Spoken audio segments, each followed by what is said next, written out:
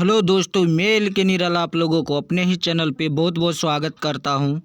दोस्तों, हम लोग पढ़ने वाले हैं क्लास 10th का फिजिक्स भौतिकी। चैप्टर होने वाला है तीसरा, मानव नेत्र।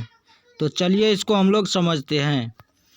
चलिए हम लोग इसमें समझेंगे एक एक टॉपिक को चित्र के माध्यम से, बिल्कुल आसान और सरल तरीके से। तो चलिए इस चैप्टर के अंतर्गत जो टॉपिक आता है, पहले देखने की क्रिया। तो चलिए देखिए, कहता है देखने की क्रिया। कहता है जब प्रकाश की किरणें किसी वस्तु से आंख पर पड़ती है तो वे कॉर्निया तथा नेत्र लेंस से अपवर्तन के बाद दृष्टिपटल पर पड़ती है और वहां वस्तु का उल्टा और छोटा प्रतिबिंब बनता है। दृष्टिपटल में दो घटक रॉड और कोन होते हैं।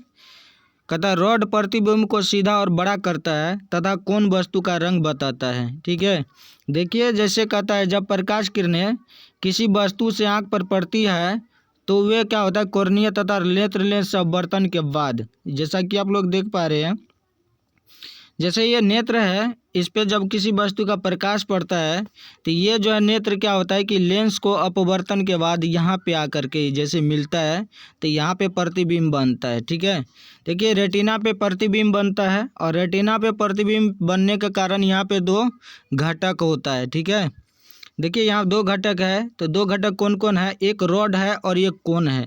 तो देखिए रॉड जो होता है ना, रोड जो दिखाता है, रोड दिखाता है कि वस्तु बड़ा, और देखिए यहाँ पे कहता है कि प्रतिबिंब, रॉड जो होता है, देखिए रॉड प्रतिबिंब को सीधा और बड़ा करता है ना। रॉड जो होता है आंख नेत्र के पीछे दृष्टिपटल में, कहता है रॉड जो होता है प्रतिबिंब को सीधा और बड़ा करता है, जबकि वस्तु जो होता है, ये कोन जो होता है, ये वस्तु को रंग बताता है। हम लोग जो कोई वस्तु को देखते विभिन्न रंग का, तो वो रंग निर्धारित कौन करता है हमारे दृष्टिपटल में, तो वो कोन करता है। ठीक है, रॉड क्या करता है कि प्रतिबिंब को सीधा और बड़ा करता है। ठीक है, तो चलिए देखिए इसमें देख लेते हैं, इसको जूम करके जैसे कि दिखाया गया है। जैसे यहाँ रेटिना पे प्रतिबिंब बनता है तो इसको जूम करके दिखाया गया है।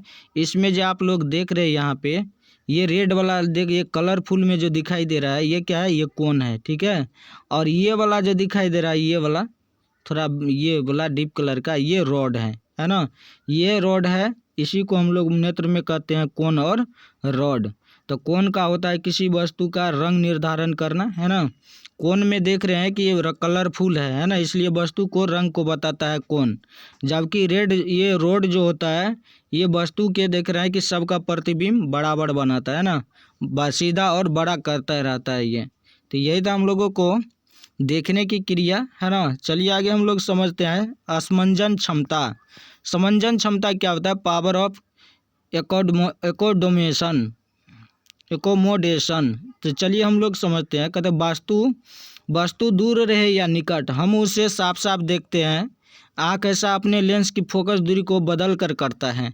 यह परिवर्तन पेशियों के तनाव के घटने बढ़ने से होता है। आँख के इस सामर्थ्य को समंजन क्षमता कहते हैं, जिसकी एक सीमा होती है सामान्य, एक सीमा समान होती है। कहता आँखों की न्यूनतम दूरी 25 सेंटीमीटर तथा अधिकतम दूरी अनंत होती है। देखिए किसी भी वस्तु को देखने के लिए हम जब उसको देखते हैं तो नेत्र क्या करता है कि उसका जो फोकस दूरी जो होता है उसको घटा कर बढ़ा कर एडजस्ट करके हम लोगों को कोई भी चीज़ को हम देख पाते हैं, है ना। तो घटाना बढ़ा करके हम लोग किसी भी वस्तु को, देखिए कहता वस्तु दूरी निकट रहे या कहता वस्तु दूर रहे या निकट, हम उसे साफ साफ देखते हैं। ऐसा कहता आँख ऐसा अपने लेंस की फोकस दूरी को बदल कर करता है ना। कोई वस्तु जैसे दूर रहा है तो उसमें फोकस दूरी क्या होता है, बढ़ जाता है। और कोई वस्तु मान के चलिए आँख के नज़दीक है तो उसका फोकस दूरी घट जाता है। तो ये घटते बढ़ते रहता है, ये लेंस जो है ये आँख अपने से करते रहता है ना। इसलिए हम लोग को चाहे निकट रहे या चाहे थोड़ा दूर रहे स्थित वस्तु, तो हम उसको क्या करते हैं, साफ साफ देख पाते हैं। ठीक है, तो देखिए इसका भी एक सीमा होता है। कहता है कि आँख के नज़दीक से नज़दीक हम कितने दूरी पर वस्तु को देख पाते हैं।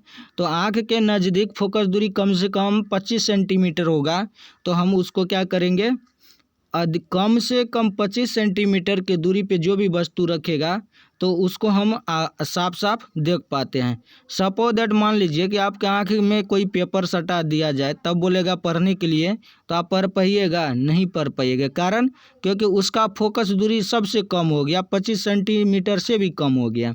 तो इसलिए आँख का कोई भी वस्तु को स्पष्ट देखने के लिए जो न्यूनतम फोकस दूरी होता है वो 25 सेंटीमीटर होती है, जबकि अधिकतम जो दूरी होती है वो अनंत होती है ना। तो ये क्या होता है, इसी को क्षमता को हम लोग कहते हैं असमंजन क्षमता, जिसको क्या होता है कि आँख जो अपने फोकस को घटा बढ़ा करके एडजस्ट करके उसको मतलब करता है। चलिए आगे हम लोग समझते हैं दृष्टि दोष। देखिए दृष्टि दोष कहता है दृष्टि दोष तथा उनके सुधार।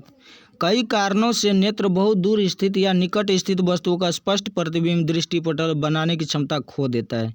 अब देखिए हमने बताए हैं कि जब वस्तु निकट रहे, दूर रहे, स्थित रहे, तो ये क्या करता है कि लेंस अपनी मान के चलिए कि फोकस दूरी घटा बढ़ा करके उसको क्या करता है, एक साइज में रखता है, उसको प्रतिबिंब समान बना के रखता है।